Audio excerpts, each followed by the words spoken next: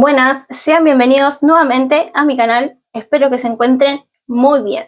Bueno, hoy les voy a presentar a mi señor Michael. Hello. Que se va a hacer unas pizzas. My God. Y les va a mostrar cómo las hace. Y yo, por mientras, voy a hacer la salsa.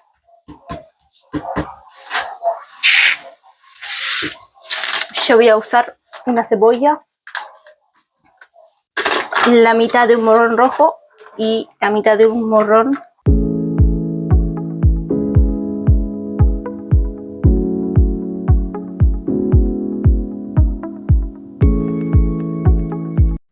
Bueno, después de terminar de picar las cosas, acá tenemos la salsa en reposo y la masa también.